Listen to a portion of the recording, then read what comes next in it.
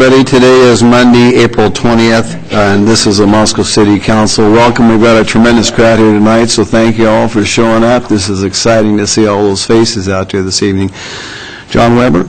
Would you please stand and join me in the Pledge of Allegiance? I pledge allegiance to the flag of the United States of America,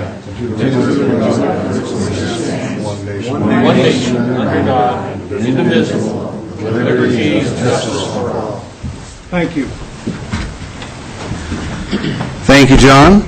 I am going to start the meeting off with a Sexual Assault Awareness Month proclamation. Sexual Assault Awareness Month proclamation. Whereas Sexual Assault Awareness Month draws attention to the fact that sexual violence is widespread and impacts every community member of Moscow, and whereas rape, sexual assault, sexual harassment impact our communities, and statistics indicate that 1 in 5 women and 1 in 71 men will be raped at some point in their lives. Whereas child abuse prevention must be a priority to confront the reality that 1 in 6 boys and 1 in 4 girls will experience a sexual assault before the age 18. Whereas we must work together to educate our community about sexual violence, prevention, supporting survivors, and speaking out against harmful attitudes and actions. And whereas with leadership, dedication, we can be successful in preventing sexual violence in Moscow through increasing education, awareness, community involvement, and whereas Alternatives to Violence strongly supports the efforts of national, state, and local partners and of every citizen to actively engage in public and private efforts to prevent sexual violence. It is time for all of us to take appropriate action and support one another to create a safe environment for all. Now, therefore, be it resolved that I, Bill Lambert, join advocates and communities across the country in playing an active role to prevent sexual violence, along with the United States government and the state of Idaho. I do hereby proclaim April 2015 as Sexual Assault Awareness Month. And we have Kayla Goss from Alternatives to Violence to accept this proclamation.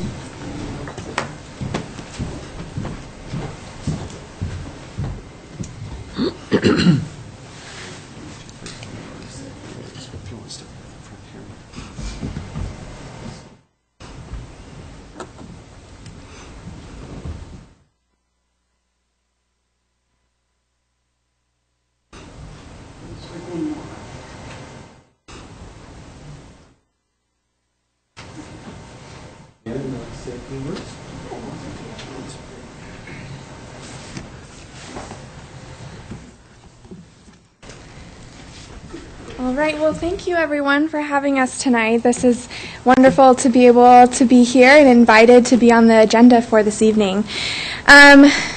Like Bill mentioned, I am Kayla, and I work for Alternatives to Violence of the Palouse as an advocate.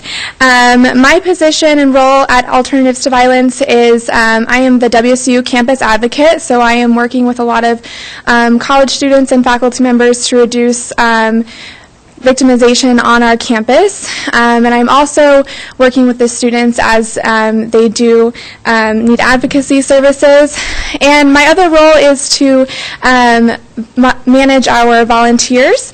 So we provide a semi-annual training for volunteers to work on our hotline. So that's what I'm busy in my office doing.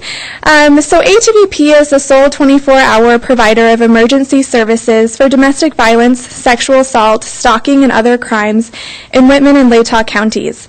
This year marks our 35th anniversary, and we have been working on the Palouse since 1980. We are a private local nonprofit organization. So we are recognizing Sexual Assault Awareness Month this April, and in the last year, ATVP worked with more than 100 sexual assault survivors, providing them with more than 650 hours of advocacy-based counseling. Our staff fielded more than 750 calls about sexual assault and gave 200 educational presentations on related subjects. This month is an opportunity for us to not only honor survivors, but also a time for individuals and communities to come together to raise awareness and take action against sexual assault. We encourage you to join us in challenging some community norms that contribute to sexual violence, such as acceptance of violence, blaming victims, gender oppression in media, traditional constructs of masculinity that say violence is normal, and notions of individual and family privacy that foster secrecy and silence when help is needed. But now is the time to end the silence and stop the violence. Our awareness and prevention efforts to get people talking have included a variety of different events on the U of I and WSU campuses, as well as community events, one of which is coming up this weekend. Race for Action will be here in Moscow. Alternatives to Violence will be participating. And again, I just want to thank you all so much for having us on your agenda, and this is a wonderful honor to be recognized in our community. So thank you so much.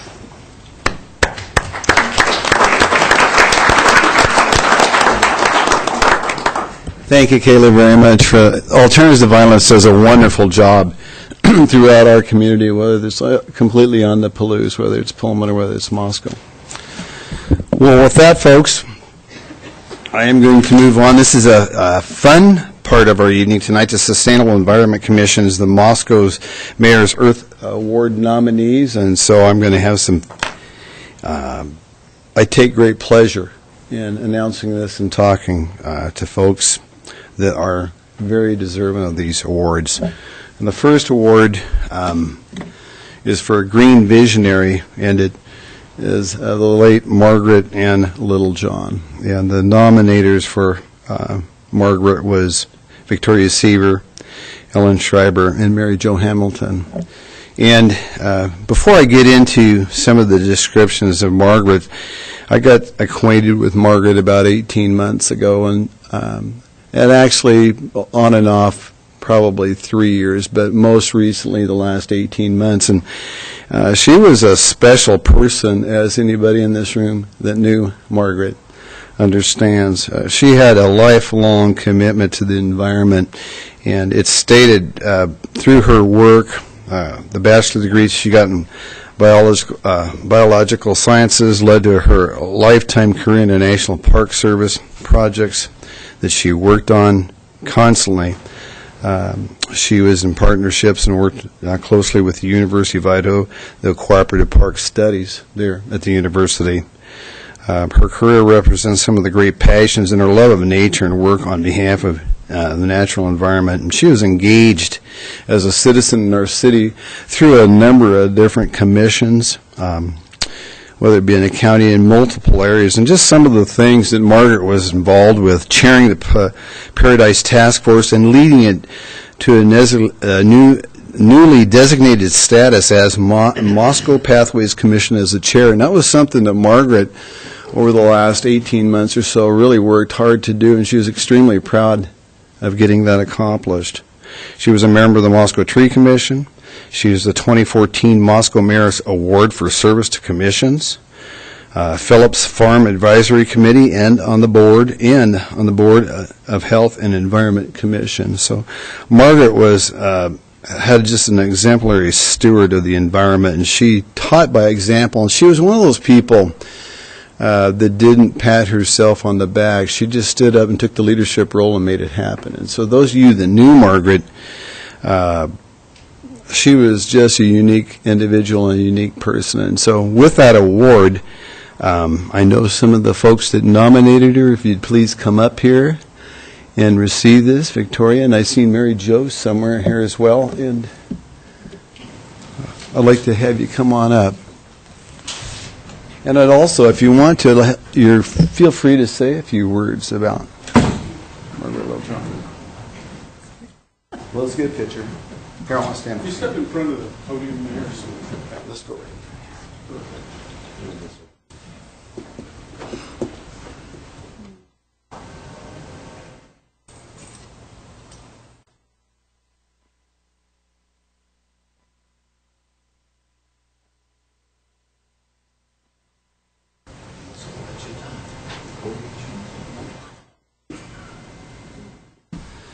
Don't be bashful. Well, we're all friends here, so come on up here and say a few words. Well, I wasn't expecting this.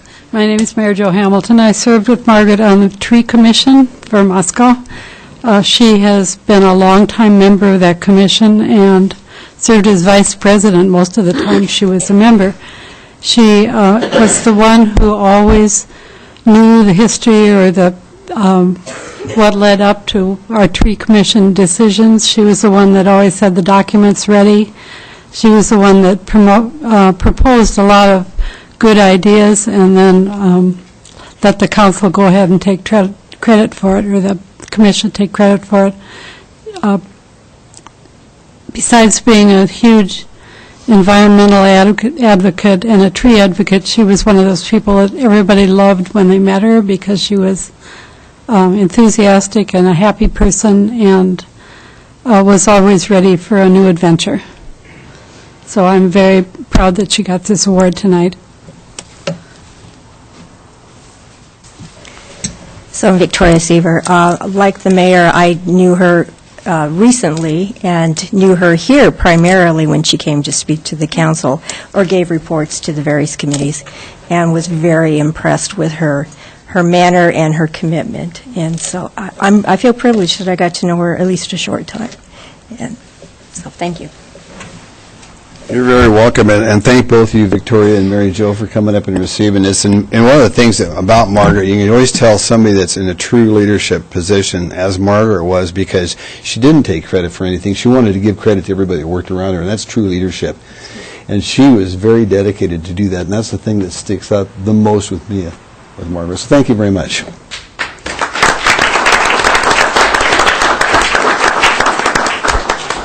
Next is our city employee, Nicole Baker.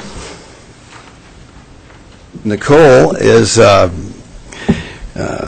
she was nominated by Tom Scallon as well as Tyler Palmer, and Nicole has managed our city's water conservation program now for 10 years and has done an absolute amazing job. Nicole's worked diligently for several years to complete the city's water conservation plan. Nicole is responsible for public information and education called the PI program. That is a key part of the conservation program, reaching out to students in our community to educate them and promote conservation. Nicole manages a tremendous amount of public education through quarterly newsletters, local radio, and news outlets. In addition, the public information and education program she manages, as well as being a direct contact for customers in the community. Nicole has worked tirelessly to plan, develop, and maintain 3 water conservation landscape areas in Moscow to demonstrate the effect use of low water use plants. And with that, Nicole, I'd appreciate it for you to come up and receive this award.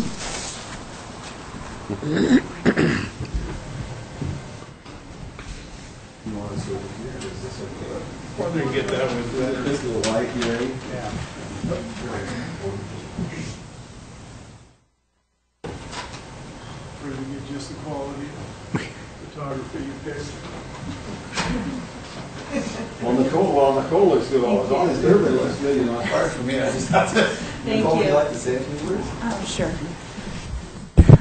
Thank you very much for this recognition. I really do feel fortunate to work for the citizens of Moscow. They truly are the ones that deserve this award. It makes my job very rewarding to be able to work with our community that makes such great efforts towards water conservation. Thank you.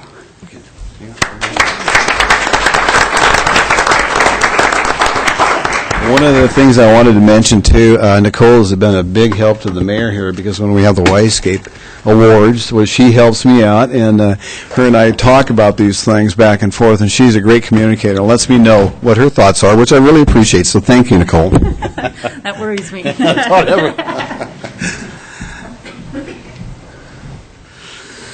Okay, the next award is for the teacher, and teacher is Leanne Erickson.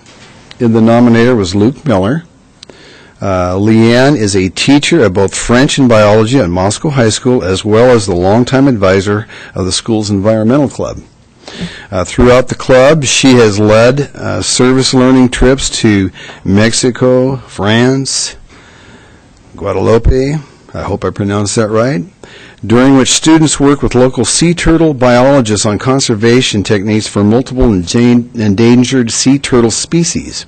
In addition to these trips, the club participates in environmental activities and activism throughout the community, and Ms.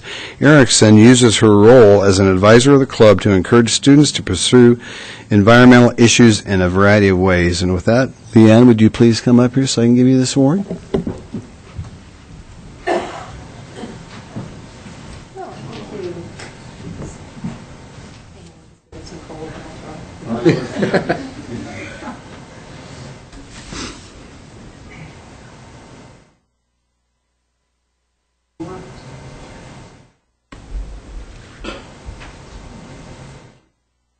I'll just say a quick word. This award is a surprise and an honor. I just wanted to say to all the citizens who are here tonight, it's been a tremendous pleasure to teach in Moscow. I feel very lucky for the students I get to work with. It was really the students who started the environmental club, and it's the students who keep it going. I'm just the advisor, and I do whatever they say. And thank you to all of you for supporting Moscow Public Schools in a state that doesn't always support education as much as we'd like to see it. I feel very, very lucky to be a part of this community and teach in it. So thank you.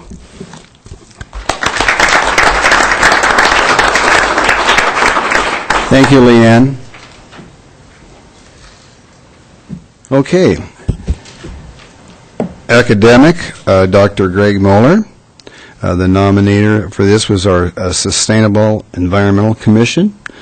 Dr. Moeller is the University of Idaho professor of environmental chemistry and toxicology and conducts transdisciplinary research to advance the goals of sustainability by developing new knowledge and innovations in the area of sustainable solutions for water resources with the impacts our community locally and internationally. His work has resulted in 5 U.S. patents issued and licensed in the past 5 years for new approaches for sustainable water treatment where we successfully engineered reactive filtration processes that are modeled on nature. The current pilot work demonstrates strides in improving how we address efficiency and practicality for emerging threats to public health and environment quality through water. Over 1 million people across the globe now have softer impact on water resources because of these innovations. So with that, Dr. Moeller, would you please come up, sir?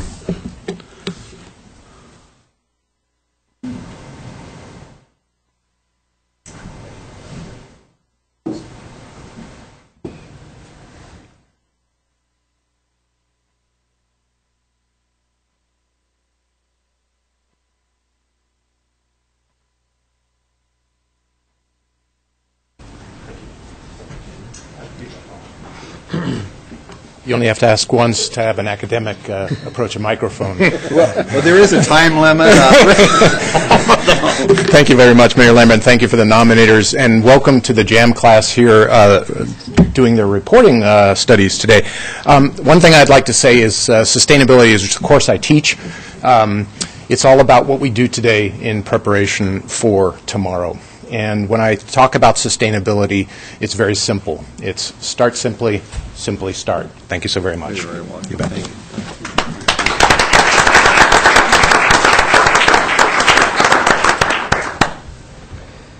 you. Next, we have an individual award, and this award goes to David Hall, and the nominator is Scott Fidel. David has selfishly donated his photographic skills and information technology expertise to the support web elements for all of the water summits that we've had. He regularly participates on the Water Summit planning committees and warrants recognition for his role in the Palouse Water Conservation Network and his involvement with preserving and restoring the endangered Palouse Prairie ecosystem. With that, David, would you please come up? Are you here this evening? Please come up. Okay. And you are here to receive this award? Come on over here and let's, you can introduce yourself. You are? I'm Tenley Burke. Okay. And I'm David Schloss. Okay, David. Come on over here, we'll get her a picture. Okay.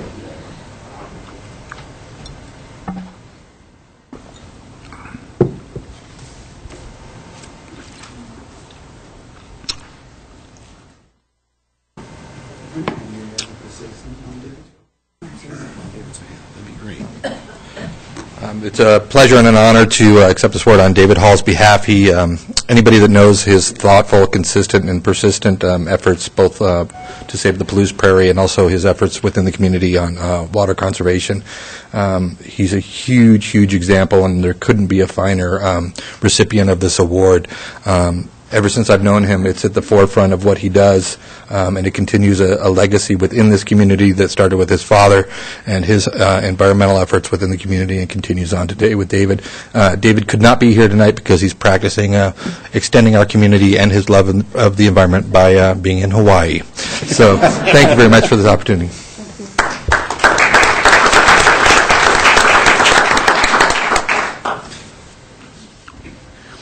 Okay, now we have a Young Adult Exceptional Service Award, and this goes to our very own Keegan Caldwell. The nominator for this is a Sustainable Environment Commission. Keegan Caldwell has served with the city as both environmental intern and the AmeriCorps Sustainability Coordinator over the past year and a half. He has been a part of many initiatives put forth by the city of Moscow to promote environmental stewardship and sustainability in Moscow. Such events and programs include both the 2013 and 2014 iCount events, writing the City of Moscow's 2013 Greenhouse Gas Inventory, Eco-Driver, Walk to School Day, numerous surveys, the Sustainable Business Program, and more to come. Keegan completed his degree in environmental science from the University of Idaho last spring and has since used it to better the community. His commitment to both the city and to the Sustainable Environment Commission shows his passion for the environment and for the local community, and his service as part of the AmeriCorps proves his willingness to go above and beyond for both the city of Moscow and the expansion of environmental awareness and education. Keegan, would you please come up here? This guy does all kinds of other things too. We could sit here and go on, but this is a fine young man right here coming up to the podium.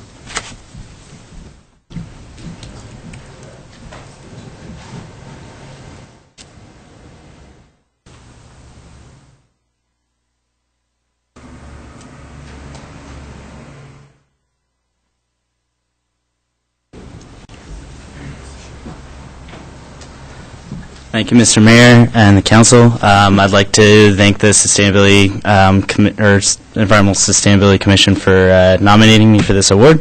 The City of Moscow has made me a home here, and I'm more than grateful for the ability to serve. So thank you again.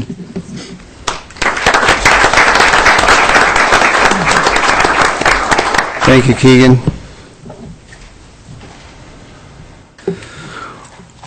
Our next award is the City Department, and this is our Moscow Wastewater Treatment Plant. So is the plant, and the nominator is Todd Sorstrom, and we'll just talk a little bit about our Moscow Wastewater Treatment Plant. The treatment plant consistently complies with every controllable environmental protection agency permit effluent discharge levels noted by the National Pollutant Discharge Elimination Systems permit issued by the EPA. That's a mouthful for me to say, folks. The Moscow Water Waste Treatment Plant continuously improves the water quality of Paradise Creek and helps provide a more habitable environment for fish, macroinvertebrates by consistently exceeding required levels for treated effluent. The Moscow Wastewater Treatment Plant receives on average of 1.9 million gallons per day of untreated sanitary sewage from homes, restaurants, schools, and businesses. Recent studies have shown that downstream of the Moscow Wastewater Treatment Plant, the aquatic life along the creek has seen a significant improvement. Upgrades to the wastewater treatment plant has made significant improvements to the effluent quality and trending to improve the quality of Paradise Creek. Todd, would you please come up here and accept this?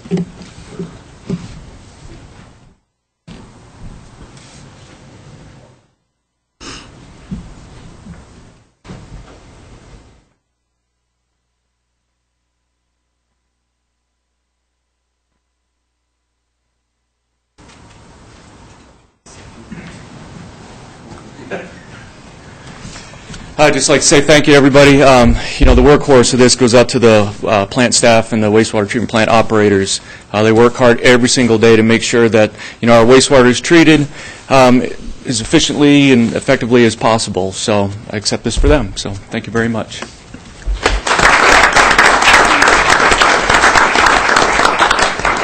Thank you, Todd. And, you know, there's a group of men and women that work out at that plant, and they're all very professional in what they do. And I'm very proud of anytime I get a chance to talk to those folks. I'm just happy as the mayor that everything flows and to keep it flowing, because I have absolutely no expertise whatsoever in it.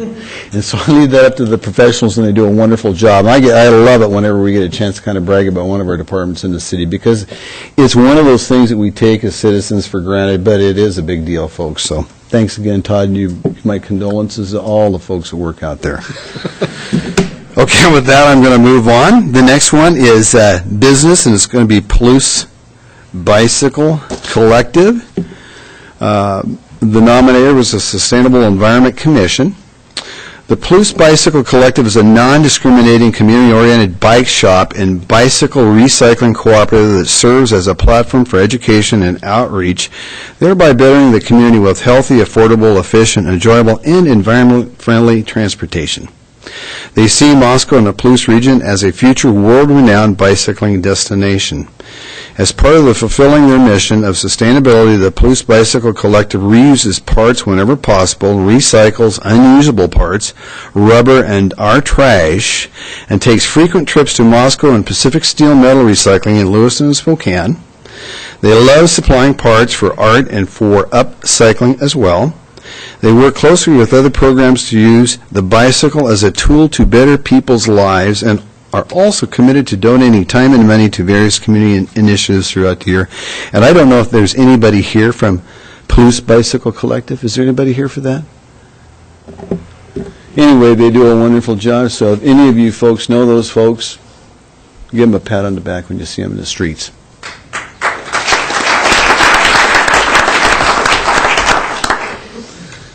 Okay, we're going to go on to events.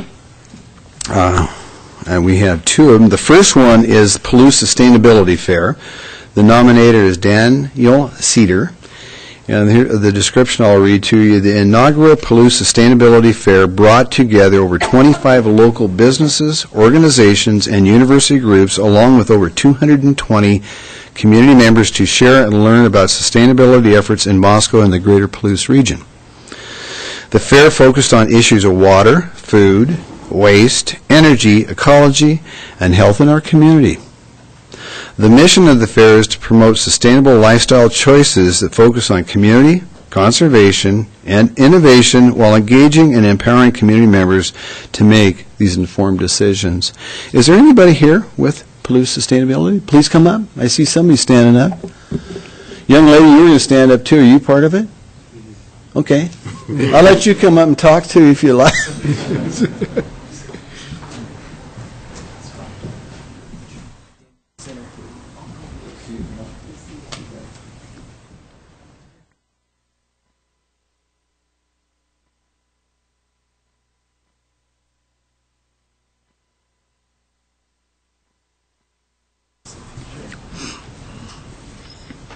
I want to thank you, Mayor, for the honor, the acceptance here, and this is a really great event, and we look forward to having this again this summer. Couldn't happen without all of our community partners and all the folks coming out to the event, so thank you. Thank you, Daniel. The second event, I kind of like this. I feel like the Oscars or something up here, because this is our Moscow Oscars for the fine folks in our region that do these things. I think that's kind of cool, don't you? We can have it on TV, so we get a chance to really brag about some of these things. The next event is the University of Idaho Sustainability Center Earth Fest. Nominator, our own Keegan Caldwell. And here's the descriptor of this. University of Idaho Sustainability Center holds an annual event called Earth Fest, in which they promote opportunities for the public to educate themselves on sustainability issues. Since 2013, the University of Idaho Sustainability Center has continued to grow its Earth Fest from 16 days of events and activities to 21 events and activities. They also provide the university and community of Moscow with a range of events from movie screenings, TED talks, styled presentations, to hands-on workshops. Two events of particular merit are the U-Ideas Symposium and the Moscow Race for Action, which is coming up in the very near future. This great event promotes stewardship, teamwork, charity, and health in our community. Kagan, would you please come up and accept this? Or do you have somebody else with you? Come on up.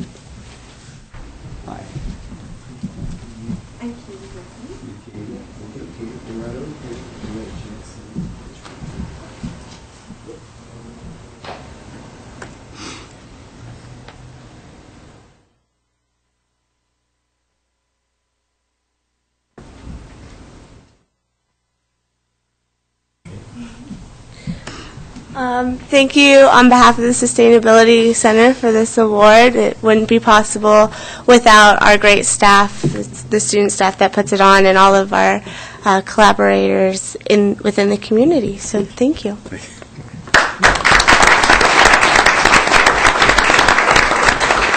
Thank you, Katie. The next award is the Green Protector.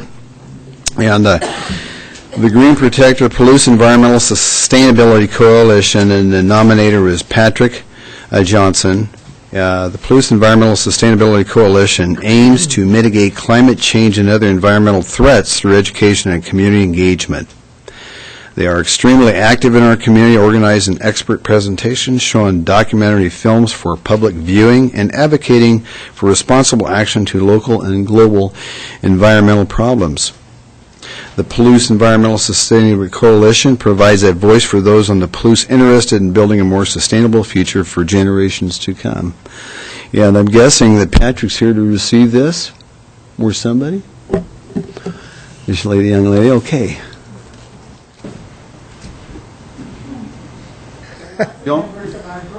Okay, don't be bashful. We'll take groups. We can take a whole row up here. Okay. Come on up, folks. Yes. We'll stand right on the front. Come on up. Right in the middle. I'm going to get you on this side. Okay.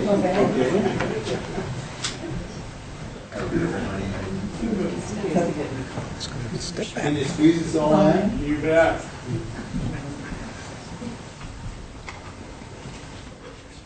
Half a second here. I want to make sure I get everybody.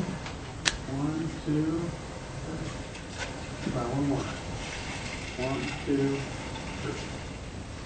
3. Thank you. Somebody like this talk a little bit? Would you like to? I'll just say a few things. Okay.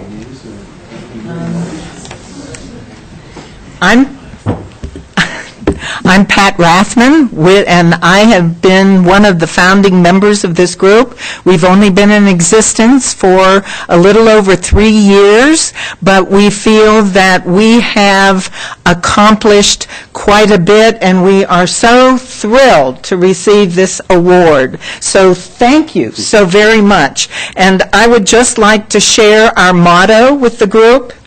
This comes from Margaret Mead. I'm sure you all know this.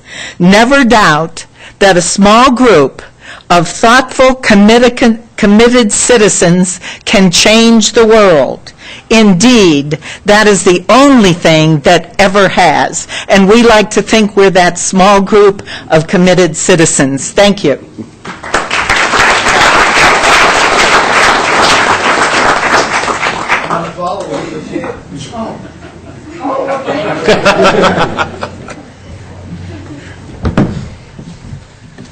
This is a fun evening. I very much enjoyed it. Thank you very much, Pat. Okay, now this is the last but not least, is a Palouse. This is the Green Steward Award, and this is a Palouse Prairie Foundation, and the nominator for this was the Sustainable Environment Commission. And the Palouse Prairie Foundation works to preserve and restore Palouse Prairie ecosystems. The Palouse Prairie Foundation promotes public awareness of prairie, serves as a literature resource, encourages responsible local seed production, and acts as a consultant in the Palouse Prairie restoration efforts. For several years, it has been awarding grants for native prairie plantings, restorations, and educational endeavors. Their website provides a database of local native plants and also covers native Palouse birds, bees, frogs, salamanders, bats, and worms.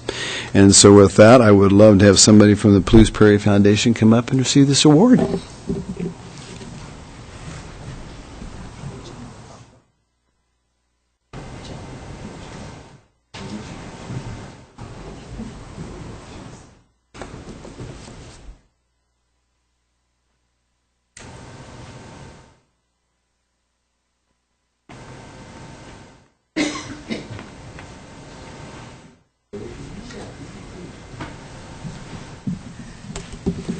My name is Joan Falwell, and I'm the Vice President of the Palouse Prairie Foundation. I'm standing in David Hall's stead, and on a beautiful day like this, I do not envy him being in Hawaii. I want to thank the Sustainability Committee that nominated Palouse Prairie. We are very appreciative of it. We hope to continue our commitment to Moscow participating with the schools, the university, individual landowners. And again, thank you very much for this award. You're very welcome.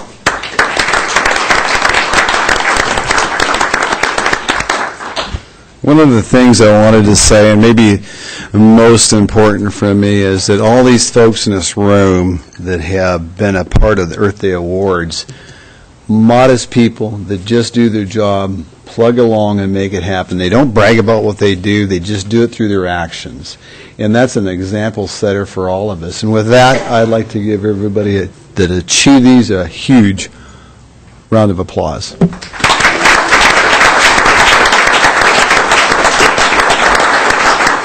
And it's just one of my pleasures to be able to do that. So thank you very much for all that received. And for you kids out there that are going to school, your doctor back there, you can learn a lot from him. Keep it up, you millennials. We need your help. Thank you.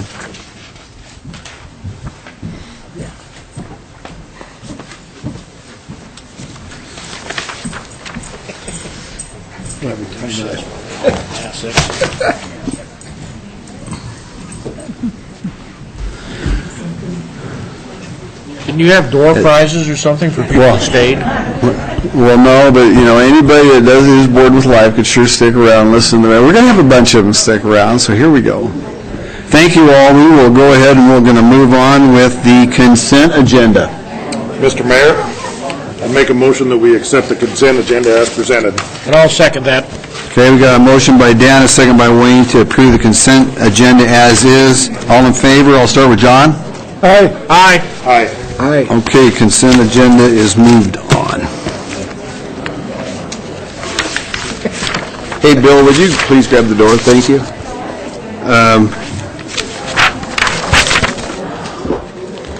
Gary, do we have a staff recognition report tonight? We have none tonight, sir. None tonight. Okay, there's mayor's appointment, which is the next thing, and I do have one. Susan Seaman, Moscow Arts Commission, expires 12/31/2017. Would I have a motion from the council? I would make that motion. I'll second. Okay, Wayne made the motion, Dan made his second to approve Susan Seaman for the Moscow Arts Commission. I will start to roll with Art. Aye. Aye. Aye. Aye. And so, Susan, you are now confirmed on the Moscow Arts Commission. Are you here this evening amongst the crowd? Okay, well, thank you very much. Anytime we have volunteers that serve on our commissions is a very big deal for us, and I'm excited about that. It doesn't matter what commission is on. We've got lots of commissions and lots of commission members, and I really appreciate the hard work they do. Now we'll move on to item 4, which is public comment, the mayor's response period for 15 minutes for members of the public that would like to get up and speak. They may do this right now as long as it's not on tonight's agenda or something that is before the Board of Adjustment or Planning and Zoning.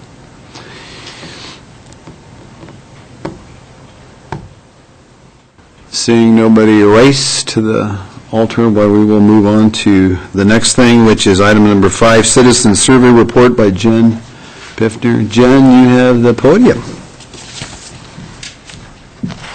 Thank you very much, Mr. Mayor and City Council. Get our presentation queued up here.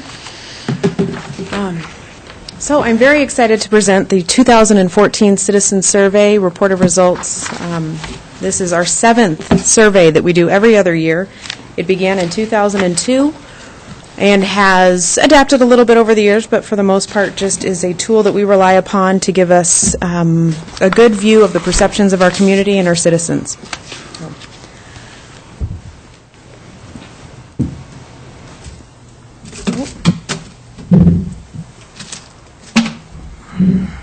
Okay, we're going to pass on the remote. So, background for the survey, again, this is our 7th biennial citizen survey. That's every other year.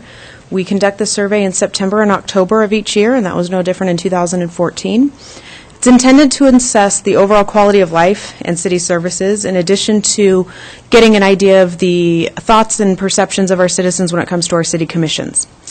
These are citizens that maybe don't participate in public meetings, perhaps don't join us at public comment sessions, but are the driving force in our community as it stands. We do a survey of 1,200 households, and that is a representative sample of our community of nearly 24,000 in our census right now. That tool comes with a postcard that comes out about a week or two before the survey that says you will be getting this survey. It's very important. We'd love to have your input. Please return it when you can. And then the survey tool itself is sent with a cover letter from the mayor that explains the importance. With 1,200 households, that is designed to provide a representative sample of the entire community. So for the higher the response rate we get, the better idea we get of our perceptions as a whole. So a lot of the survey, if anybody has received it or seen it in the past, is based on a 5-point Likert scale. When that gauges our opinions on each item in a strongly agree, neutral, disagree, and strongly disagree fashion. So it gives us a range of options for people to report their opinions. The report itself and the survey itself actually is organized similarly in every iteration. We have our standard city questions, which are typically the first 14 questions, our commission and task force questions, which vary from year to year, demographic questions, and then our open-ended comment questions. Then in the understanding the results, these are just a few things to keep in mind as we go through the report. There are typically several questions that don't receive the same response rate as other questions. For instance, people don't understand the question, they don't have an opinion on the matter, and so they'll either choose to not answer that item or they'll choose the don't know response. In those instances, at every question we look at the instance of actual response rates per question to be sure that each question itself is statistically valid in the response rate that we receive. The estimates that we have are valid within 95% confidence interval.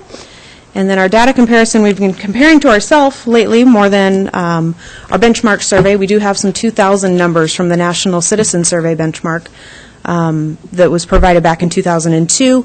And then we have different geographic sectors as well. So I'll present tonight on the survey as a whole as responded to by the community as a whole, but we do have the ability to go into the different areas that we break the survey into to find out if a particular sector of the city has different opinions on something than another. So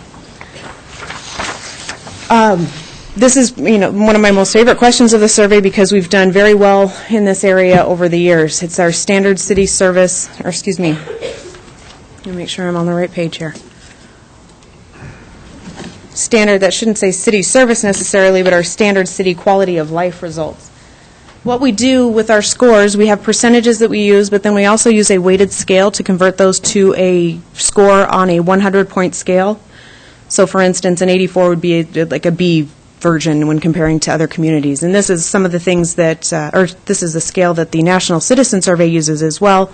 So it provides us an opportunity to compare with some of those benchmarks. We have, over the years, had excellent quality of life ratings. When we look at quality of life overall, we received an 84 in 2014. Quality of neighborhood, a 78. And then when we look at a place to raise children, live, and retire, we also receive very favorable scores in the 80s. As a place to retire, we do have a lower response rate on that a bit. Not something that's of a concern, but it is a little bit lower. Interestingly enough, when the survey was out, it was either, I think, just in the middle or just after we received a mention in Where to Retire magazine as one of the best places to retire. So it was interesting to see that with the survey results coming in. Specific characteristics as they relate to Moscow, this is something that we've kind of looked at over the years. In this table here, looking at the items that are included in that question, I've included our lowest scores in the year that we received that lowest score in, as well as our highest score in the year that coordinates to that. Over the years, we've seen a decent amount of percent change in some areas. For instance, air quality swung from 15%, up there with job opportunities. In light of what we've seen in the economy in the last 10 to 12 years, that's not as surprising, I guess I should say. And then also we've seen some increases, like, for instance, the openness and acceptance of the community towards people of diverse backgrounds and some of those other items. So this provides us a good picture of where we've been over the years, also looking at context of the year the survey was taken in can help us get an idea of what was going on at that time and what may be influencing perceptions. Safety as a service that is provided by the City of Moscow. This includes law enforcement as well as fire in this particular item. Looking at the bar charts, I've done a historical bar chart for the 100-point scores. Violent crimes, people feel most safe from violent crimes, followed by fires and then property crimes. And you can see by the bar charts, nothing tremendous has moved there one way or the other. We do see a few points up and down over the years. But these are very favorable scores when we look at them. And like I said, if you look at the years that this survey was taken in, that can give you some context for what the score may be. Particularly, we're in the 80s for safety in your neighborhood and downtown areas. Parks is a little bit lower, and then with current levels of street lighting, a little bit lower again at 67. So, but again, all within expectations from what we've seen in previous years. When we look at problems in Moscow, it's important to look at this one with a little bit different twist. The higher the bar, the less of a problem it is. So we have to keep that in mind with this one. The items there, the first three that actually have asterisks, are all items that did not receive the same response rate as other questions. They had a 20% or higher non-response rate. This has been typical for alcohol and drug abuse over the surveys. Domestic violence actually had a higher non-response rate this year, which it's always been high, but it hasn't hit that 20% threshold. This year it did. Following that, I've just listed them in order here from greatest concern to least concern. Followed by the taxes, houses and buildings, growth, traffic, crime, and loitering youth. So, looking at the next item, this is a bank of questions that concerns population, business and retail, and jobs growth. Some of the items that stand out, especially looking, again, if we look at the context that the survey was taken in and what's happened over the past few years, this is our historical trends as we've seen them. And we're looking at percentages here, not the 100-point scale. It was for ease of comparison. The items here, instead of the agree scale, is the too slow, just right, or too fast Likert scale that we've employed. The items here are showing excuse me, let me just double check. We're showing this growth is too fast. So for instance, for population, 11% of our community feels that population growth is too fast. For business and retail, 50% feel it's too fast. And then for jobs, 75% agree. I'm sorry, that's got to be backwards. I apologize. I've got that scale flipped. So jobs growth, they're feeling that jobs growth is too slow by 75%. My apologies, 50 and 11 respectively.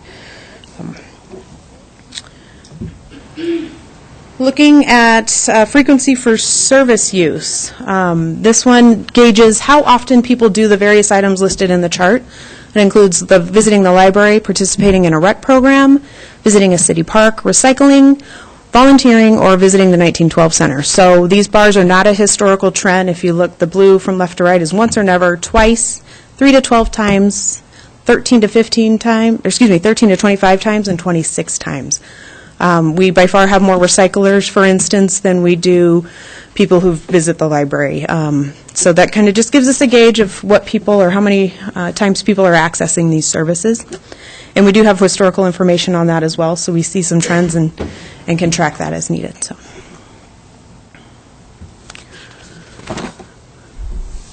This question here, I've shown the last three survey, the current survey and the previous two. We do have information on this all the way back to 2002, but to give us a recent idea of the activity. These are the items that we track when it comes to the services that the city directly provides. Again, if you look at the scores over time, they're very similar. Most are within 3-ish points of each other. Recycling is one that we've taken a little bit more of a hit on. That's a 5-point dip this year. But again, in context of talking about single stream and some of the other things that were going on in the fall, it's not entirely surprising. We've also seen, for instance, Lewiston has taken on a new single stream recycling program, and that may be on people's minds as they answer these questions.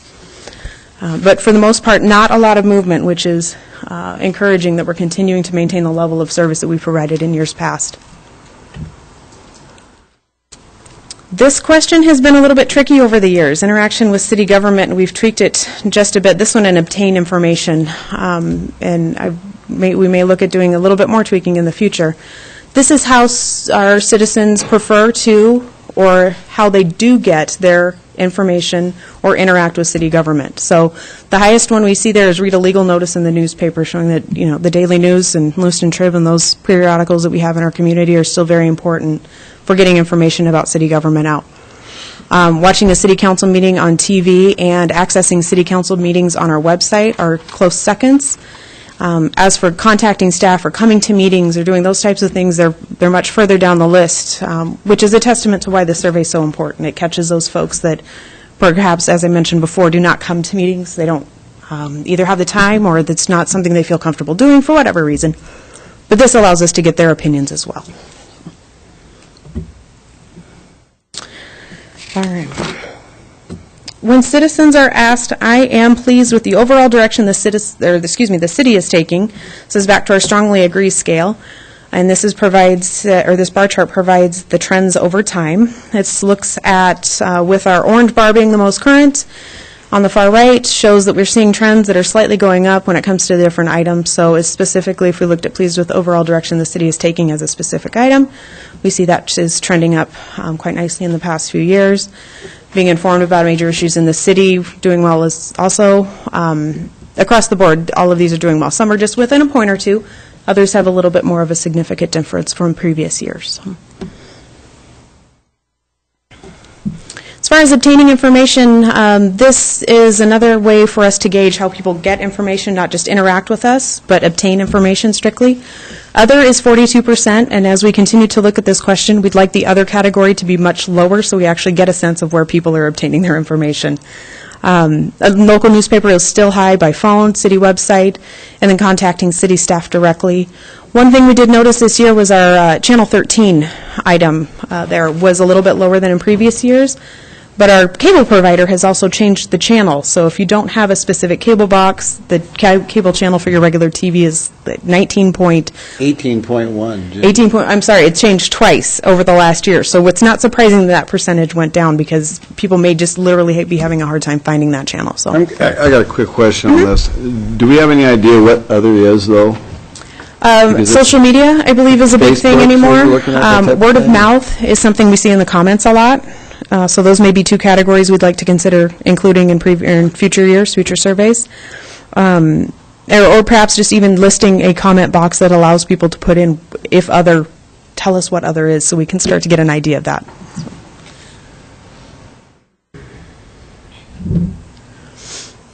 So this takes us to the commission questions, which is a substantial part of the survey. As our commissions have grown just a bit, we added one new commission last year, the Moscow Farmers Market Commission, as well as our commissions start to ask different questions, try to gather more information.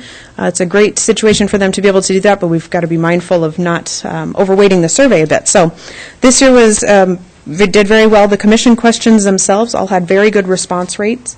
We found in the past that sometimes commission questions, if people aren't familiar with the commission's mission or the projects that the commission takes on, they may not answer the questions, which hurts our response rates. But this year it went very well, and we got good response rates for all the questions.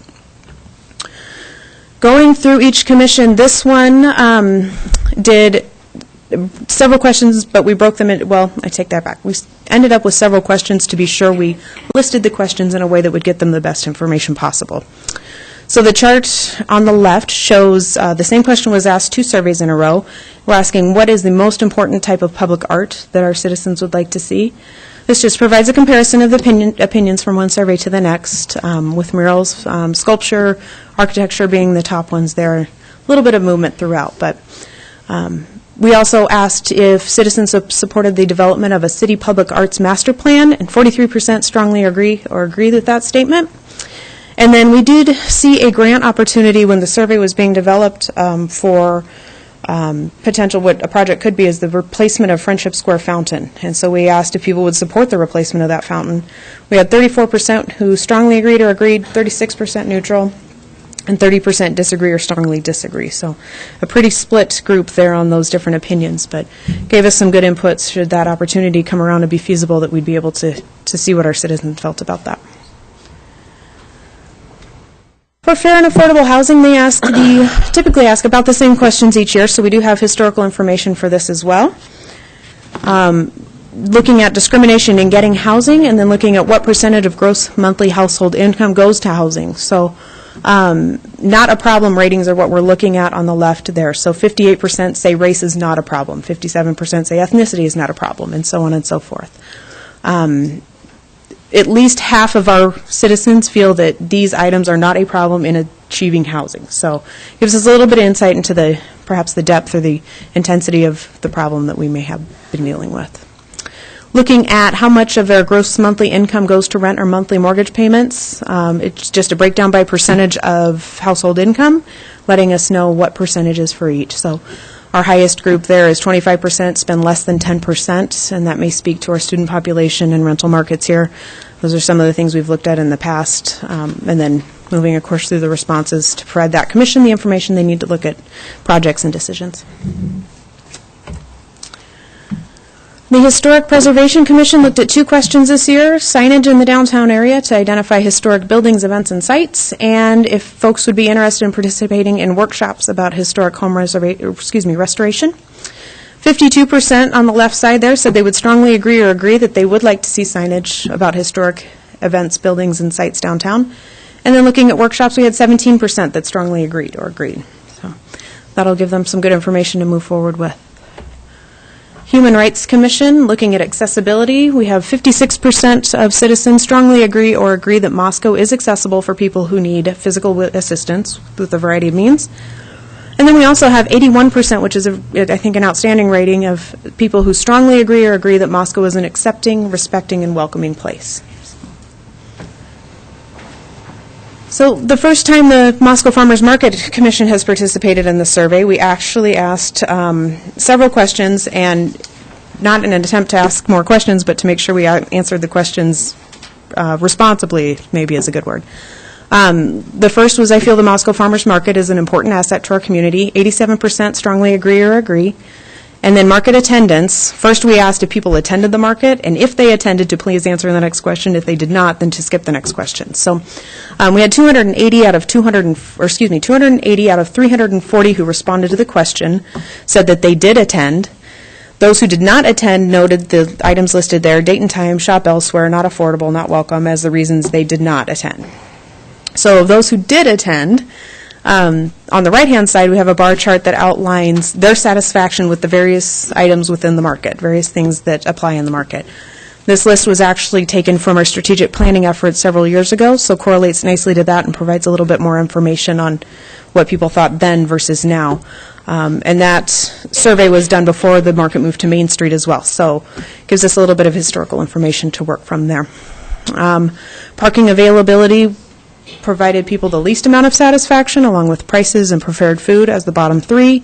And then location, interaction with vendors, and quality of products were the top 3 items there, with a variance in the middle there.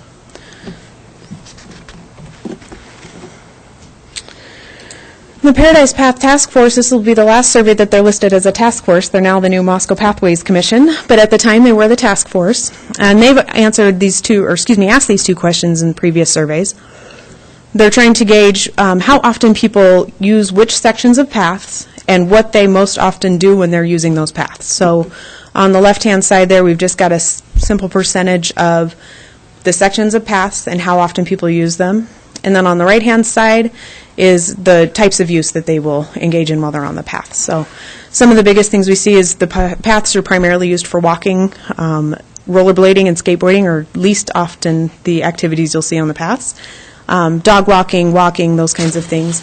And it's usually less than 5 days a week, several times a week is kind of about the high point we see for the most activity for walking. So provides a little bit different view on the various items that we can use our paths for. Looking at the Parks and Rec Commission, 2 questions were asked. I support the use of public funds to develop playfields for organized activities, taken in the context of the fact that a bond had been passed by the school district and playfields were well under construction by the time the survey was taken. We do see a little bit of a dip in that in 2014. Along with I support improvements of undeveloped parks. That may be a context that people had in place when they answered these 2 questions. So we did see a dip there from just about 80% in the previous survey to under 70% in this survey. But again, keeping in mind the context and what's going on, this can still provide some really good information. Looking at planning and zoning. Planning and zoning, typically in citizen surveys, not just in Moscow's, but we've seen this in our national citizen survey benchmark information as well, is one of the least liked services in a city, as citizens report. So they did ask 2 questions in this survey. The first is the city of Moscow should consider the issue of climate change as it plans for the future. 48% strongly agree or agree, 24% were neutral, and 22% disagree or strongly disagree. And then on the second question, this was actually question 24 in the survey, and we had a few comments that folks either didn't understand this question or didn't fully appreciate the question, perhaps. So we've got a little bit lower response rate, but still statistically valid in this case. So just asked folks to choose left or right, which scenario do you prefer? And the percentages broke out as follows. So that's, of course, included in the full report. I won't read it out loud to you here, but if you have any questions, please let me know. All right, sustainable environment focused primarily on recycling, and so it was interesting to note we asked about the support for development of a single stream recycling pickup service, and then we asked about the willingness to pay up to $5 per month for single stream. The chart on the right shows the breakdown of those. The strongly agree and agree folks, 71% supported development of that program, while 46% were willing to pay up to $5. Neutral on the subject, 14 and 13, and then, of course, the inverse on the disagree and strongly disagree for those items. But seeing a fair amount of support for that program, which I don't think is surprising considering the earlier results we saw from other questions. Transportation has included, this table to the right has included this in the last survey as part of their multimodal transportation planning efforts, asking residents to gauge their level of support for, or excuse me, a level of agreeance with the value or the importance of the items listed in the table. In addition to that, they asked this year if residents supported the installation of enhanced biking facilities, such as shared lane markings, bike lanes, removal of parking on 3rd Street east of downtown for biking-type activities. And we had 54% of those groups, or of the citizens, strongly agree or agree with that statement. 32% are neutral, and then only 13% disagree or strongly disagree, which is interesting. Then on the table on the right that I alluded to, those have simply been ranked by the percent that folks feel they are most important to least important. And then the 2012 numbers were included for comparison, showing the same few items rose to the top there, maintaining and improving roadways, providing continuous sidewalk, those types of things.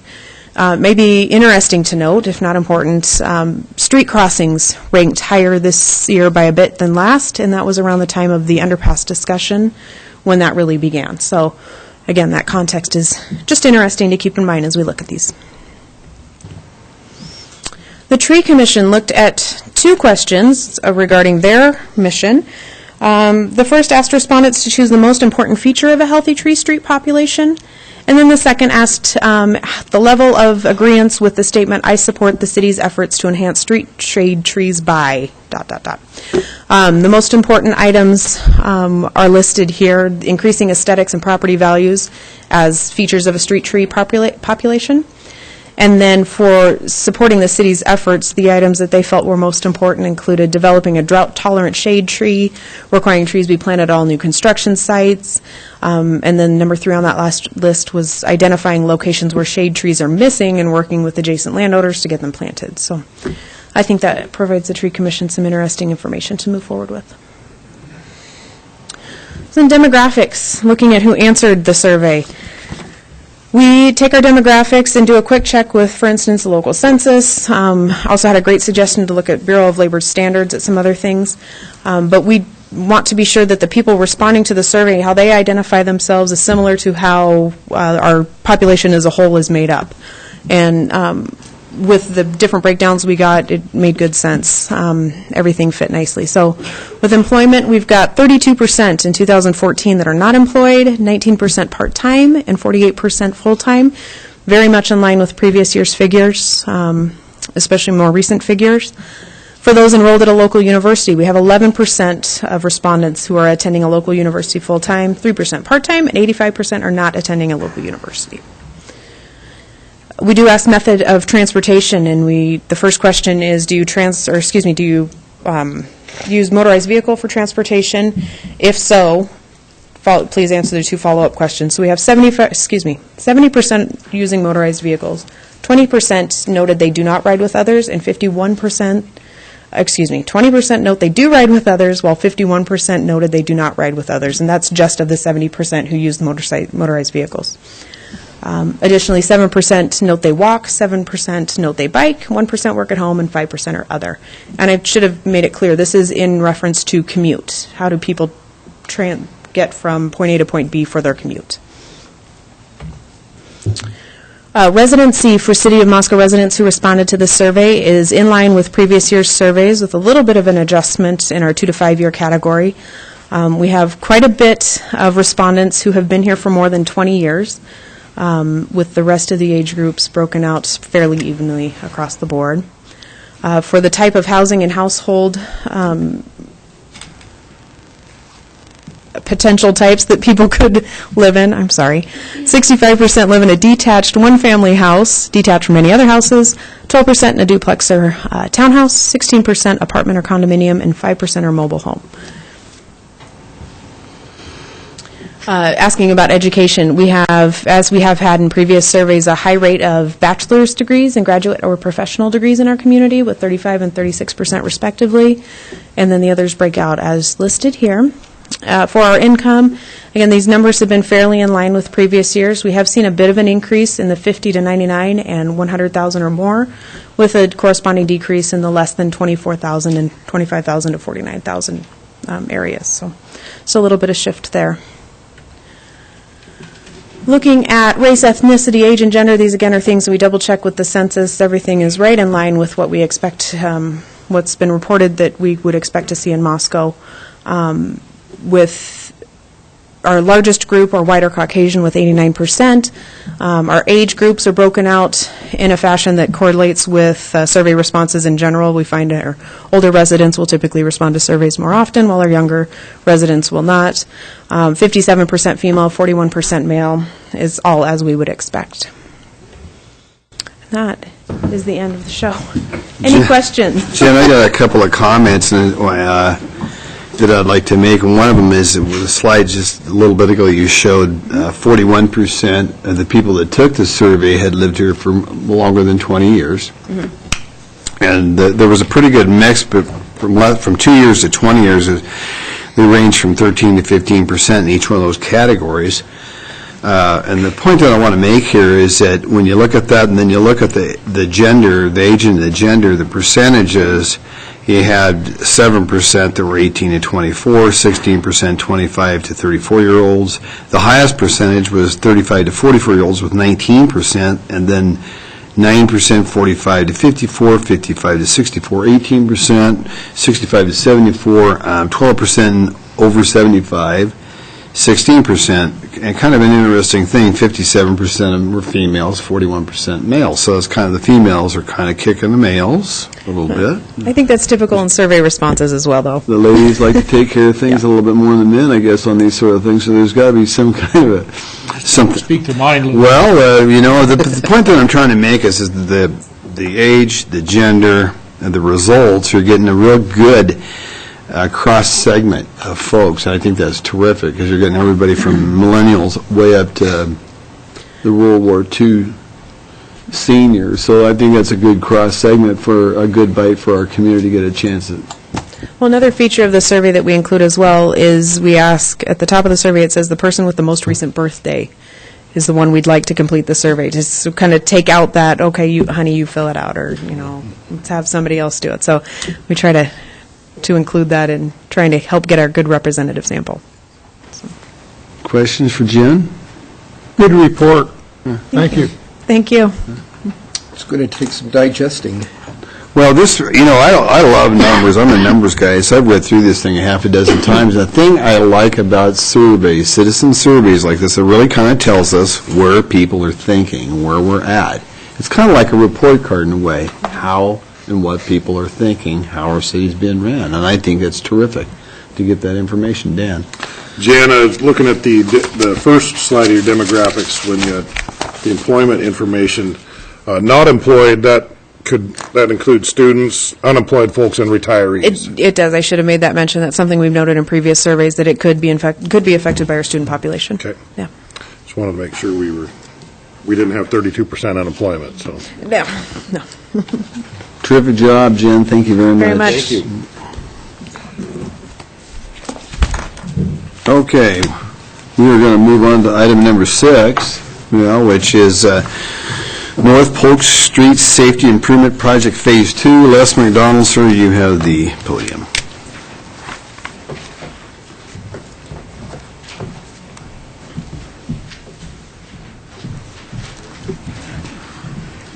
Mayor Lambert, members of the council, we have a project this evening that we've been working on for a couple of years, actually, and it has finally come together in a way that I think it'll be a very valuable project for us. Of course, we're talking about the Polk Street safety improvements, and this is a project that has had some financial challenges over the years. It's a grant-funded program using federal aid dollars.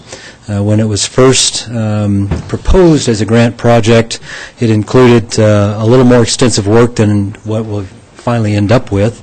But through some interesting work with the state agencies, we have been able to identify sufficient funding to build the majority of what was proposed in the original grant application.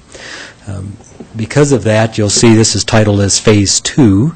The first phase is the southern portion of the job, and I'll show you that on a map in just a moment. And then the second phase is the northern portion of the job on Polk Street that was funded through subsequent work with the ITD and the Local Highway Technical Assistance Council, LTAC. So the project we're talking about is on North Polk Street, and this aerial right here will give you an idea of the location. This is Polk Street running through the center of the slide, E Street on the south end, Morton, this is the city shop site, and Public Avenue off to the east, all the way up to Rodeo Drive here. On this, you see three different things called out. One is a pipeline or pipe limits. That is actually the limit of a water line that was installed last summer in anticipation of this street work, because we wanted to get the water line underground before we came in and did paving and road work on top of it. The first phase of the project, which is titled as Phase 1, does start at the south end and works from E Street up through Morton and essentially just north of the Public Avenue intersection. And for a while we thought that was all we were going to be able to fund for this project with the grant monies that were available. But again, further work with ITD and LTAC allowed us to identify additional funding that allowed us to continue the work to the north and match existing sidewalks, and then a little section up here north of Rodeo. And I'll kind of walk you through some of those areas so you can see what we're talking about, what the need is out there. This is looking north on Polk Street. This is at the intersection of E, and the sidewalk that will be constructed along with the curb and some street widening will be occurring on this west side. It's on the left side of this photo as you head north. As you can see, it's a substandard street section right now. There are no sidewalks available at all, which is part of the reason that this particular roadway has had issues with safety, pedestrian vehicle accidents, things of that nature that allowed it to qualify for the funding under this safety program. This is actually to the north, near Morton Street, actually looking back to the south. So in this case, the sidewalk would be here on this right side, just to give you an idea of what it looks like through that area. Turning back to the north, we do have one existing portion of sidewalk right here, just before you hit Morton Street. We'll be matching into that with the new improvements, and then jumping to the north side of the intersection and continuing on. So that would be the north side there, sidewalk working its way on to the north, and to the area of the city shop frontage, which is where this white fence is located. That's the southeastern corner of the city shop property, and the beginning of a row of interesting trees. We've had a lot of folks express interest in preserving those trees, and the design does do that through somewhat creative manner. This is a view looking north, again the fence along the city shop property, and then that row of trees and Polk Street out here. There's just enough room to fit a sidewalk in right here, 5-foot wide sidewalk. So we are going to run it through here between the fence and the trees, and then the trees will in essence become part of the tree lawn, large trees for a tree lawn, but trying to preserve these as best we can. And then Les, will you have a problem with that breaking up that sidewalk as time goes along? There's always that potential when you're building this close to trees. We are going to bring the sidewalk up to get above that root system as much as we can, and hopefully we won't see as much of an impact, but there is certainly potential due to the proximity of those tree roots and the type of trees that we could see lifting happen at some point. Les, while you're on that picture, there's a fire hydrant in there. Is that hydrant going to need to be moved, or are we going to just kind of go around it? No, we will move that one. There are others that have been moved or being relocated as part of the job. I believe that particular one's going to shift towards the street. The street widening will also come along with this to put curb and gutter down through here. So we'll end up with a tree lawn holding those larger trees. We will have to remove some of the lower limbs just because of providing clearance above the street section and clearance above the sidewalk. So we will limb them up somewhat, but we'll be able to preserve, I think, all but maybe one or possibly two of these trees, according to the design. As you continue on north, this is in the area of Public Street intersection, again, City Shop here on the left, a little more open area, and so we'll be, again, putting curb, gutter, and sidewalk through this area. As you continue on north, you'll see this ditch line that runs through here. That will get filled in. Storm piping will be put underneath the new road section, underneath the curb and gutter, and then the sidewalk constructed, generally in this area. And you can't quite see it, but it will tie in up there. This particular hydrant is a new one installed with that water line job last summer. It'll sit actually behind the sidewalk in this location. And then continuing on north, this will be the existing sidewalk at the end of the subdivision that we'll be tying into for this section.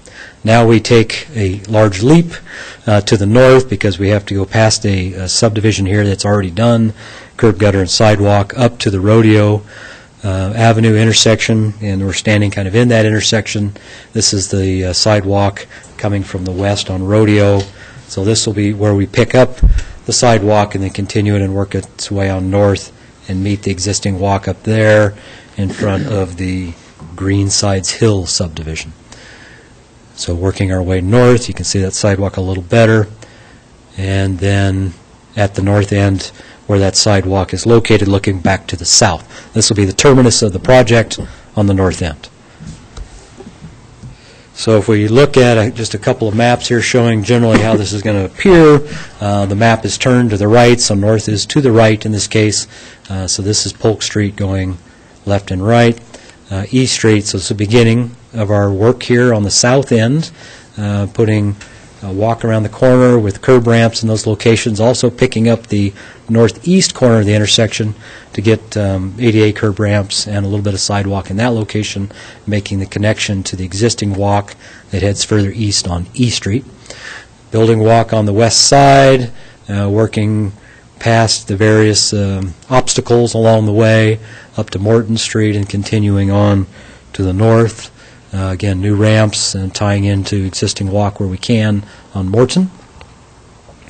On past the city shop, on past the south end of the city shop. This is some of our shop storage area and the shop building itself, Public Avenue.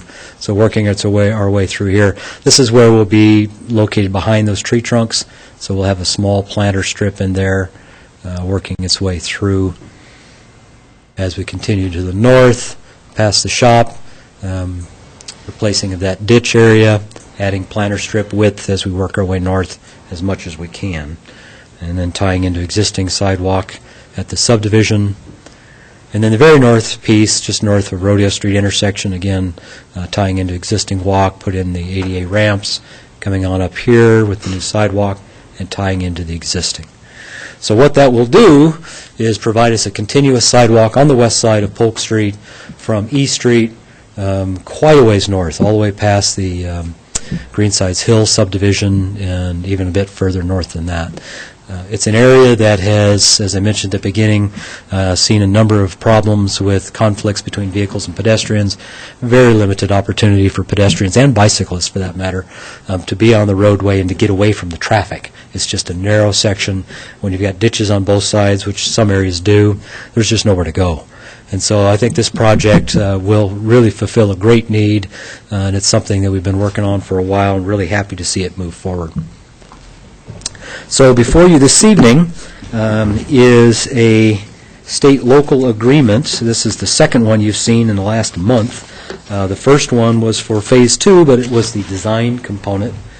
So we got that completed, back off to the state. They then turned around, based on our quick turnaround schedule that we have, and sent us the state-local agreement for the construction component of Phase 2. So that's what's before you this evening, is that agreement, and the desire would be that the council would approve the agreement so that it can be executed and transmitted back to LTAC and ITD. And then along with that, there's a resolution that the council would need to adopt or approve supporting the project and the state-local agreement that I just discussed. With that, the project would move forward to construction this summer. Wayne, you chair of the Public Works and Finance Committee. That was heard on April 13th by your committee. We did, and we received basically the same report. Before I discuss our opinion, Les, would you go back to one of your pictures that depicts the intersection of Polk and Public Avenue? Didn't we, like a year or so ago, weren't we having some discussions, about a sidewalk coming in this area here, up Polk? Yeah, let me back up a little further, actually. Let me go back to, oops, that's the wrong direction. Let's try the other direction. The original project, as submitted to the grant agencies, included sidewalk from here to here, tying in at F Street. And that was part of the original job. And as we got into the project and the design and the availability of grant money, it became readily apparent that we were not going to be able to fund that with this project, with this grant. So that may be something that'd be on in the future? It is certainly something that will be fairly high on our priority list for dealing with under our sidewalk program, if we have funds come available that could support completing that stretch. That's another key piece in this area. I mean, there are not a lot of complete routes of sidewalk in this part of town. So by doing this one on Polk, we give a good north-south route. That little gap we have on Public, if we can fill it, would then connect to F Street, which takes you all the way up to the top of the hill to Hayes and Rotary Park in that area. So it is an important one. It is still on our list of things to do. Unfortunately, just not quite enough money to pull it off here. Thank you. Well, Mayor, we did review this a week ago, and we were really pleased with the fact that this is coming along, and it's going to come along this summer. I think that's excellent. We as the council have been very aware for the last at least 2 or 3 years of a real need in there because of the increased pedestrian vehicle conflicts that we see in that area. I know that the mayor and Art used to come that direction a lot. I know I do. And we are really aware of a particular problem at the Polk Street Public Avenue intersection and the folks that are trying to move along there. So we could have had this on the consent agenda.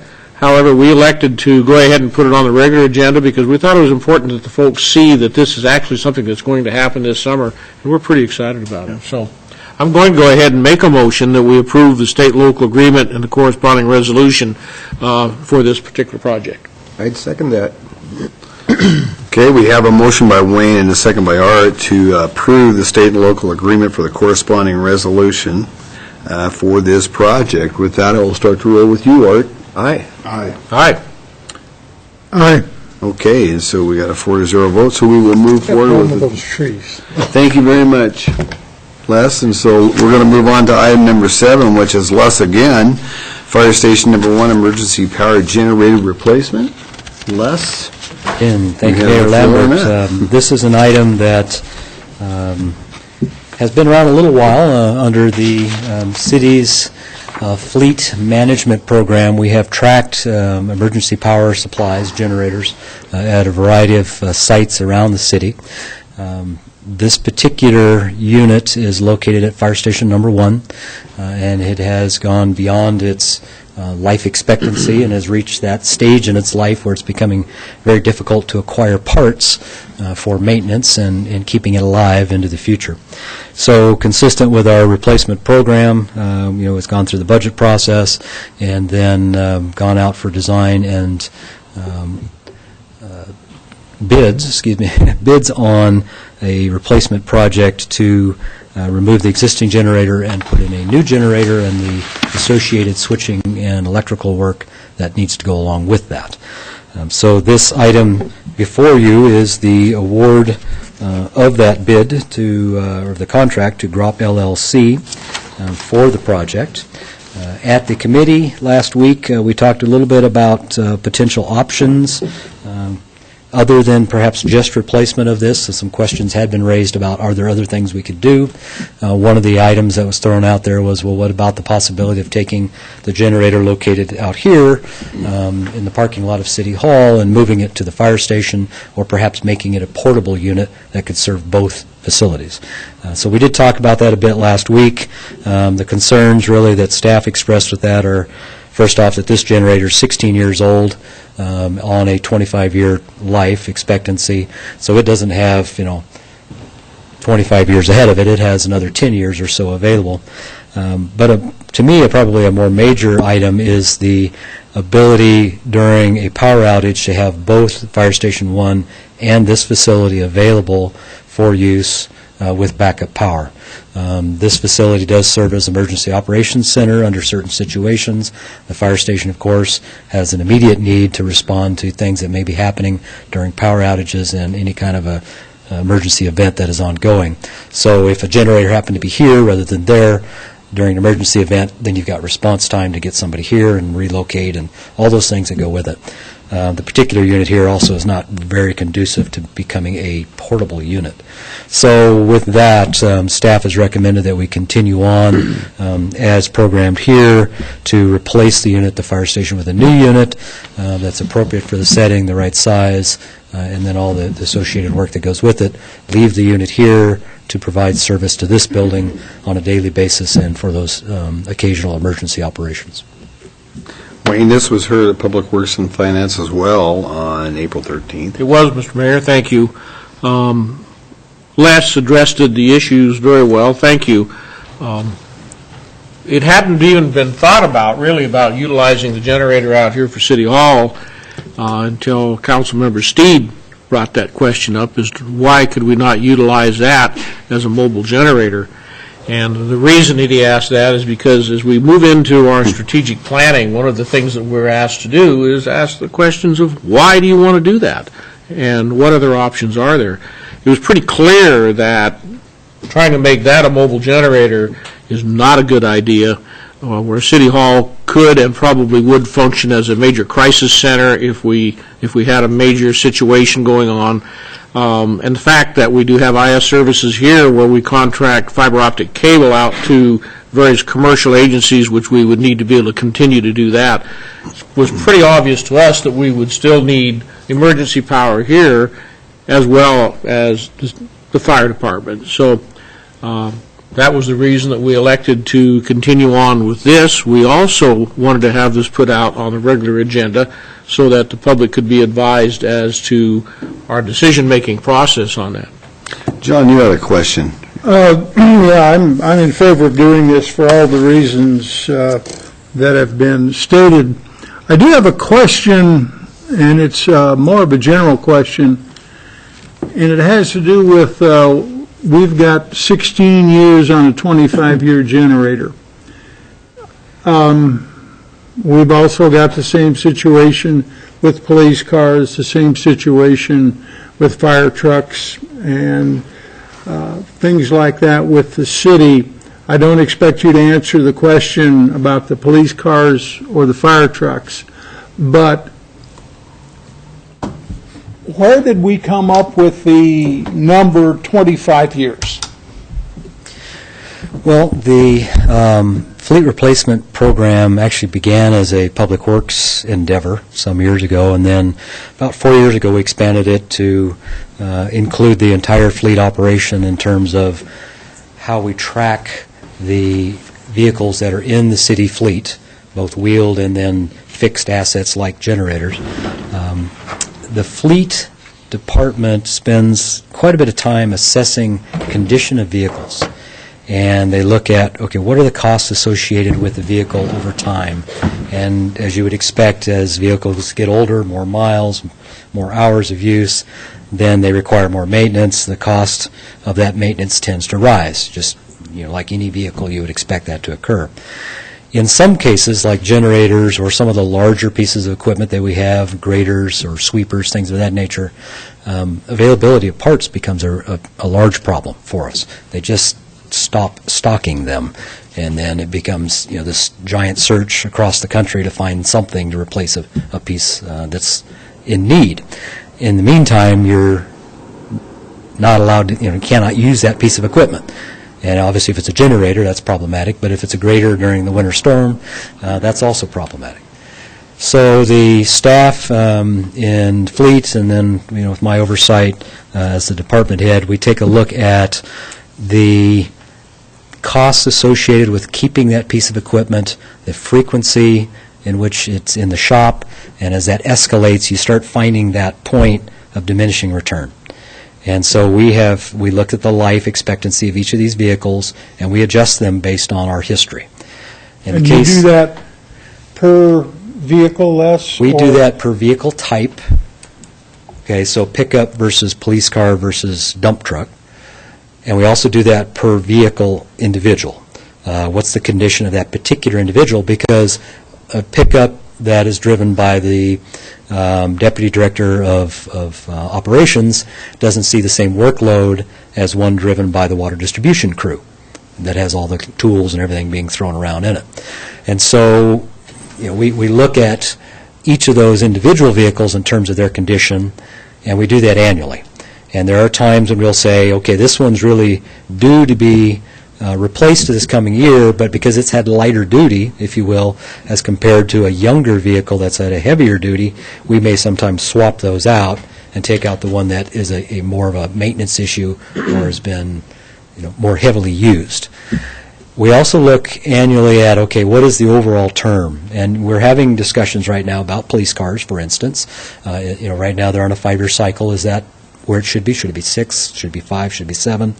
Are fire trucks at 20? Is that where they should be, or should they be a little more or a little less? Generators are 25 years. That's fairly long, and again, a parts problem arises. Pickup trucks are sitting at 12 years right now. If you look at federal standards, it's 7. So we, years ago looked at that and said, well, it probably should be at least 10 in Moscow. And then as our history has developed and we've tracked it, we've pushed that out to 12. So everywhere we can, we're trying to stretch those vehicles' lives as long as we possibly can to a point that it's like, well, okay, now it's no longer cost-effective to do so. We're continuing to look at issues of, okay, can we change the program a little further such that non-critical vehicles perhaps go a little longer yet, with the idea of a pickup breaks down, okay, there are others in the fleet we can use while we're getting that one fixed or replaced. Now, critical vehicles like fire trucks and police cars, you can't do that. But for other types, parks trucks and water trucks, things like that, you might be able to do that for some vehicles. One other thing we do, just to finish up, is we do a low-use vehicle assessment periodically, where we take a look at, okay, out of all these vehicles, how are they being used? How many miles, how many hours are occurring? And those that are seeing limited use, we take a closer look and say, all right, is there some other way that we can meet the need that this vehicle serves by combining uses or consolidating, 2 vehicles into one? For instance, there's a quad cab pickup sitting out here that's attached to engineering. We bought some years ago for a variety of purposes. It's one I drive. It's the one that, our staff over here drives when they got multiple people going places. There's a sanitation pickup that serves our sanitation director, Tim, and both of those have low miles. So this year we took the sanitation pickup, took it out of the system, and we're sharing the quad cab out here now. So we'll combine uses, and that vehicle will get greater use, and it will reduce the number of vehicles in the fleet. So that's the type of thing we go through, every year, if not more frequently than that. Wes, I appreciate that. I kind of had a fairly good idea that that was going to be your long and your short answer. Yes. But I think it's great to have it on the record that the city staff does more than just go out and buy new pickups every year. Every year we do buy new pickups. Every year we buy police cars. We buy all sorts of things. And we have a staff, especially with the red pickups, that keep those pickups looking good, and they can be mistaken for new pickups when actually they may be 5 or 6 years old. That's true. So, like I said, thank you very much for putting that out and making a public explanation as to how the process works, and that we try to spend the money as judiciously as possible. You're welcome.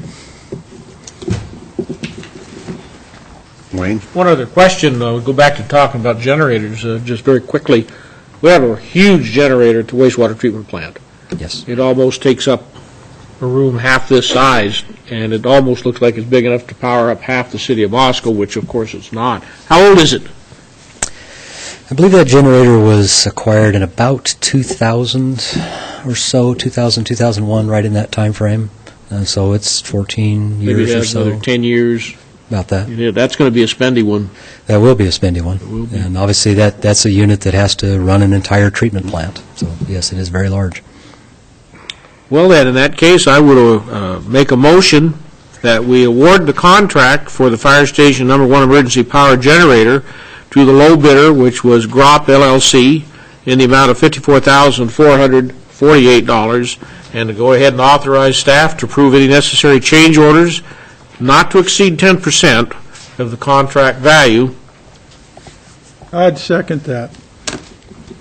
Okay, we got a motion by Wayne and a second by John to award the contract to GROP LLC in the amount of $54,448 and to authorize staff to approve any necessary change orders not to exceed 10% of the contract value. I will start the roll with John. Excuse me. Aye. Aye.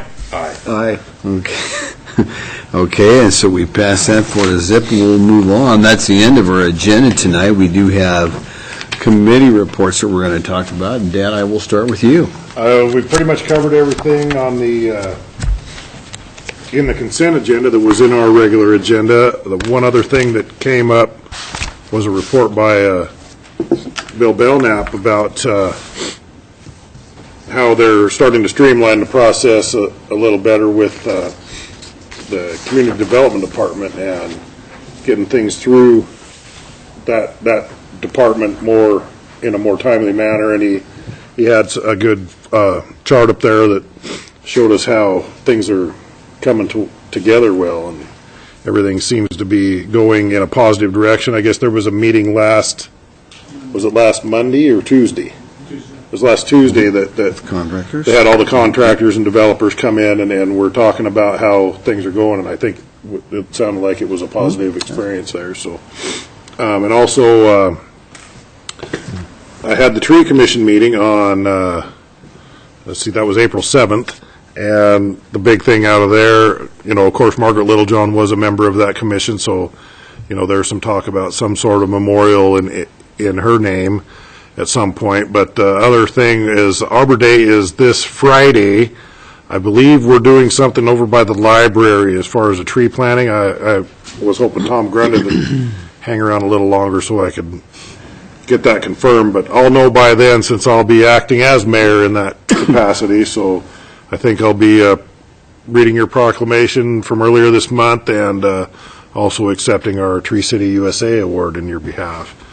And that's all I've got. Okay. Art? Yeah, Sustainable Environment Commission met last week, and there was a lot of discussion about what we heard tonight on all of the awards. Also went through the last draft of the Water Conservation Plan that was put on, and that will be coming before this body pretty soon. Let's see. That was about the upshot there, other than approving 3 months' worth of accumulated minutes that had not been addressed beforehand. Otherwise, the URA met, and I'll leave the recap of that to Gary. Sustainable Environment Commission meets again tomorrow evening for those who would like to attend that one. Very good. Wayne? Everything under Public Works and Finance from last Monday was covered under tonight's agenda. We had no announcements. I met on the 8th with the Farmers Market Commission at their monthly meeting, and a couple of highlights. The AmeriCorps will be conducting a survey at the Farmers Market this summer to identify what type of transportation patrons are utilizing to get to the Farmers Market, as well as the different types of garbage and trash that are being generated and how we can better utilize recycling processes to take care of the generated amount of trash that comes through the Farmers Market. There's also a discussion on a $100,000 two-year it's a Farmers Market Promotion Program grant, how that may or may not be used or how it could be utilized. And they are continuing to have ongoing discussion within the commission itself on the proper selection of vendors in the current market and how that will be worked into policy recommendations. That's all I have. Okay. John? I had a planning and zoning meeting on April 8th, and this is a mouthful. Had a public hearing on amendment of Title 4, Chapter 3, Chapter 11, Chapter 12 of Moscow City Code regarding temporary uses. After all of that, 2 changes were proposed and passed, and they want it put in amendment form and sent to council. And then the Legacy Crossing Design Guidelines and Window Opening Requirement Review happened again. Bring it back for one more look in ordinance form. And the outdoor seating in commercial zones, bring it back in ordinance form. And then the 2014 Citizen Survey Review and will be taken on and discussed this coming Wednesday night. And on tomorrow, there will be the Human Rights will have their meeting, and so I cannot, at this point, give you anything about that. Next time. Yeah, why? Next time. Well, I Okay. could. John, can you go back to the ordinance changes for Public Works and Finance? What is that ordinance? Oh. Read the title and everything, but I don't know what that ordinance is. Oh, my God. He wants you to repeat it, John, so I can see if we can do it twice. That's all right, don't worry about it, I can look it up. No. Okay. I've got it here. Temporary use. Yes, Say again? the temporary use. In certain zones? Okay, with that, I'll move on, and Dan's going to be sitting in for me on April 24th for the Arbor Day proclamation. Dan, thank you very much. And the reason for that is I'll be at an Association of Idaho Cities meetings here at the Best Western, 8 to 3 on Friday. Any counselors that would like to come in and listen to what District 2 has, you're welcome to come, and we'll go from there. With that, that's all I have. Gary, do you have something you'd like to report? Just a couple of things. As Art indicated, the Moscow Urban Renewal Agency had a meeting last week. A lot of issues. First and foremost is that an exclusive negotiation agreement was approved for Sangria Downtown LLC for the property at the corner of 6th and Jackson. So that was a big deal, a good milestone to move ahead. We're moving toward transition of executive director duties for that leadership of the Moscow Urban Renewal Agency, and that will come before this body probably in the next month or so. So that's what's going on there. I would like to mention that there is a blood drive at City Hall tomorrow, I believe from 10 to 3. And anyone who would like to participate in that, come down to City Hall and talk to Kelly Jones, and she will set you up for that. Okay. With that, I move that we adjourn. Dan moves to adjourn. Wayne will second. All in favor? Aye. Opposed? This meeting is adjourned at 8:44, folks. Thank you very much for all that attended.